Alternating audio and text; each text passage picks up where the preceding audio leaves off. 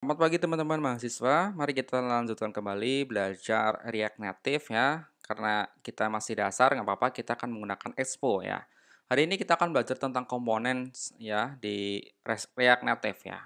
Jadi si React Native itu memiliki dua buah tipe komponen ya. Satu adalah kelas komponen, dua adalah fungsional komponen. Jadi pada awalnya React Native itu menggunakan kelas komponen untuk membangun UI ya atau tampilan di React Native atau di aplikasi kita.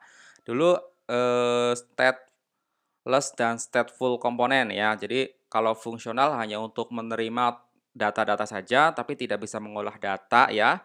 Tapi semenjak ada React Hook ya, React Hooks ya, semenjak ada React Hooks ya, di React Native ke-16.8 kita dikenalkan dengan yang namanya React Hook ya. Jadi kita bisa memanajemen state atau memori sementara yang kita gunakan di tampilan kita ya. Nanti kita akan lebih jauh lagi belajar state ya di sesi-sesi berikutnya. Tapi intinya adalah kita bisa menggunakan data sementara ya atau memori sementara pada aplikasi kita ya menggunakan React Native. Dan itu tidak tersimpan di database ya, kecuali kita nanti gunakan, HTTP request ya untuk menyimpan datanya ke dalam server atau ke database kita. Nah, semenjak adanya React Hook ini ada indikasi bahwa, kelas komponen akan digeser ya, dengan si React Hook. Karena si React Hook itu lebih ringkas dan lebih sedikit coding-nya tapi memiliki fungsi yang sama, apalagi si React Hook ini bisa memanajemen state juga atau memorinya juga ya. Nah, kita udah kenal ada kelas komponen dan fungsional komponen ya. Jadi kita kedepannya akan terus menggunakan fungsional komponen, teman-teman. Nah, untuk praktikumnya kita kenalan dulu sama komponen dasar di React Native ya. Ada basic komponen ya di sini, ada user interface, ada list view, ada iOS spesifik, ada Android spesifik, ada other ya, yang lainnya. Jadi di basic komponen, si React Native telah menyediakan komponen-komponen dasar seperti view, ada text, ada image, ada text input, ada scroll view, ada style sheet, dan sebagainya. Ada juga button ya, ada slider, ada switch, dan sebagainya. Kita bisa menggunakan ini ya di dalam aplikasi kita. Oke, kita buka Snacks-nya. Silakan bikin Snacks baru ya. Sebagai contoh aplikasi sederhananya kita akan buat sebuah tampilan login ya. Jadi di sana ada text label, ada text input, kemudian ada button-nya ya. Jadi nanti kita suruh masukkan username, password, dan button-nya. Oke, di sini kita telah membuat sebuah project baru ya di Expo, Snack ya. Di sini cranky donatnya kita ganti dengan login. Oke, kita kosongkan semuanya ya di sini. Oke, stylenya saya kosongkan sampai sini ya, nggak apa-apa ya. Lalu view-nya saya tutup di sini. Saya tutup di sini, card-nya juga saya tutup, saya nggak pakai aset di sini. Nah, oke, di sini juga mungkin styles-nya saya kosongkan saja. Jadi kita nggak punya style ya, masih kosong seperti ini. Nah, di sini di komponen kita akan membuat sebuah komponen baru yaitu misalnya adalah content.js ya. Jadi di content.js akan kita masukkan ke dalam app.js. Oke, kita copy paste aja yang sini ya. Lalu masukkan seperti ini. Jadi kita akan menggunakan komponen text, view, style sheet, button, dan text input ya di sini. Oke, jadi saya akan menggunakan komponen text, view, text input, dan button ya. Cara gunainya gimana?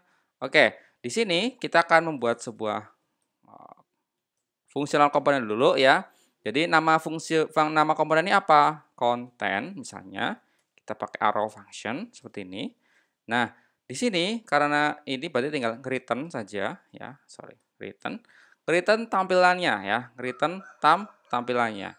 Jadi di sini ada contohnya ya, di sini kan dia ngekspor default function namanya apa, lalu dia cukup nge-return ya, nge-return ya. Oke. Oh ya, di sini ya, sorry. Di sini, oke. Nah, isinya apa returnnya? Saya tambahkan view, ya, view-nya saya tutup dulu view-nya, seperti ini. Nah, di dalam view saya akan masukkan teks, teks ya, saya masukkan teks. Jadi saya pilih teks, lalu kita cari contohnya yang menggunakan teks ya.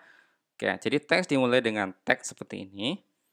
Oke, jadi misalnya teks gini ya, kita tutup teks dengan seperti ini. Ya, misalnya di sini adalah username. Oke, nah ini kan nggak muncul nih, berarti tinggal diekspor dulu ya. Export default namanya adalah content. Ini. Jadi nanti dia bisa muncul gitu ya.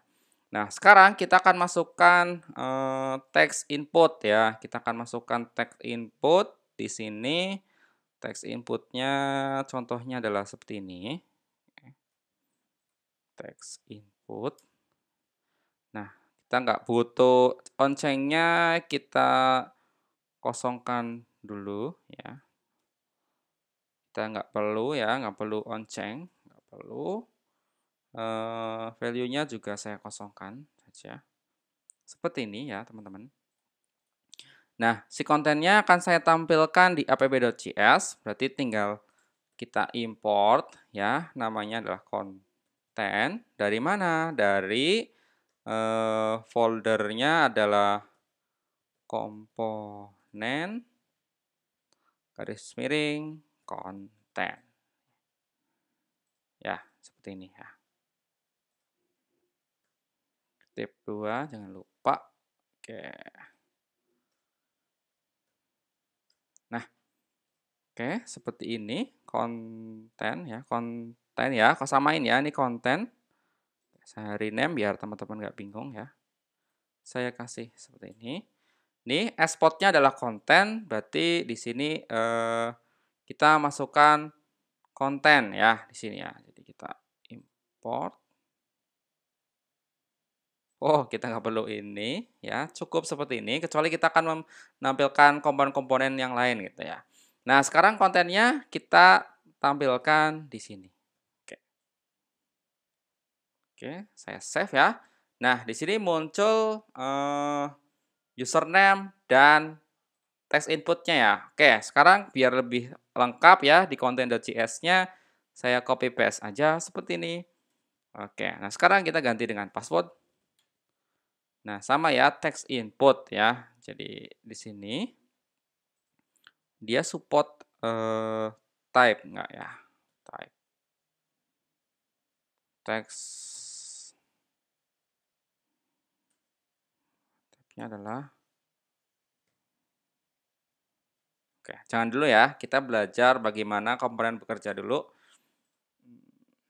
Oke, seperti ini. Lalu kita tambahkan button ya. Kita cari button. Mana button? Ini button ya. Button, saya tambahkan contoh button sederhana ini. Seperti ini ya. Nah, buttonnya on press-nya ini saya masukkan alert saja. Alert. Oke. Ya, ini press me-nya saya ganti dengan sign in. Ini ya. Oke, sign in. Nah, ini biar turun berarti saya kasih margin bottom sebanyak 20 mungkin. Oke. Nah, sip ya, kita udah punya contoh sederhana. Silakan kalian run ke device kalian. Oke, jadi kita tunggu hingga tampil di run device kalian seperti ini. Oke, kalau kita jalankan, kita bisa melakukan input data username dan passwordnya ya. Misalnya kalian deklarasikan di Android gitu, bisa tinggal run on device. Di sini kita masukkan di sini device ID-nya ya apa, tinggal save saja. Kemudian kalian buka di HP kalian, kemudian cari Project Expo yang terbaru ya, dijalankan nanti tampil halaman login seperti ini.